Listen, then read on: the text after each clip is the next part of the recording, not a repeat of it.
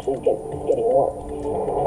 Desperation after the Moroccan earthquake. Untold victims remain trapped in areas cut off from aid. Keeping an eye on Hurricane Lee. It looks like the best-case scenario is playing out. Good morning. I'm Deborah Rodriguez with the CBS World News Roundup.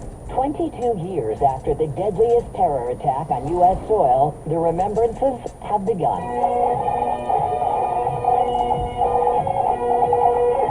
Bagpipes and bells at New York City's World Trade Center site. The reading of names of the nearly 3,000 killed when hijacked planes crashed on September 11, 2002 in New York, at the Pentagon, and in Shanksville, Pennsylvania. Mary Rose Abad.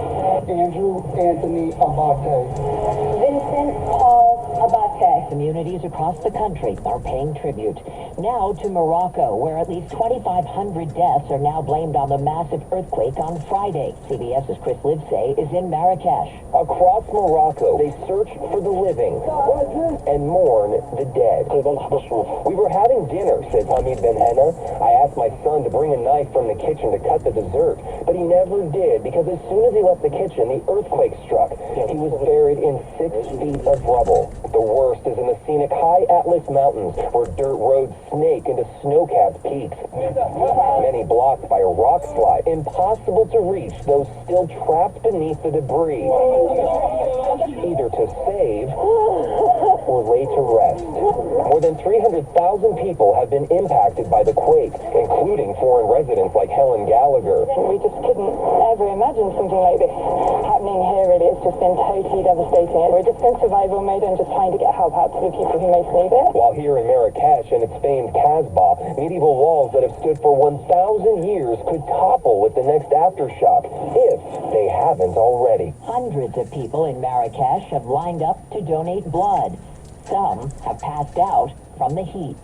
Category 3 Hurricane Lee is turning up heavy swells in the Caribbean, but it is not expected to make landfall here in the U.S.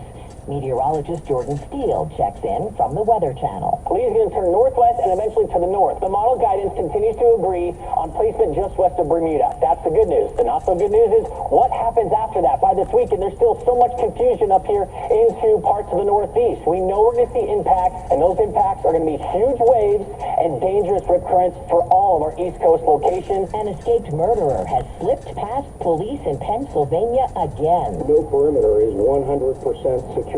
Ever.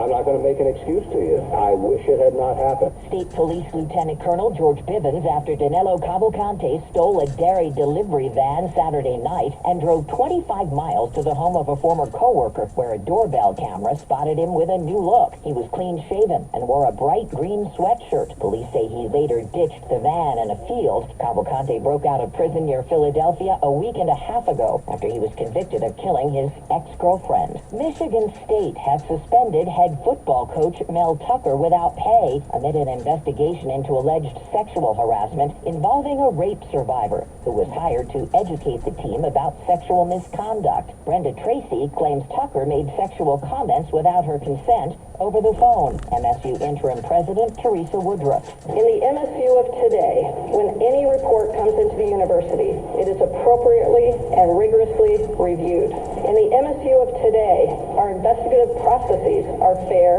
and thorough. Tucker admits to his actions but claims they were consensual. It's 4 minutes after the hour. Well, that's today's news. Today's news. I didn't hear any good news, did you? I didn't think so. I guess it's all about perspective. The glass is half full. Well, as always, I want to thank you again for coming along with me on these Dash Cam News adventures.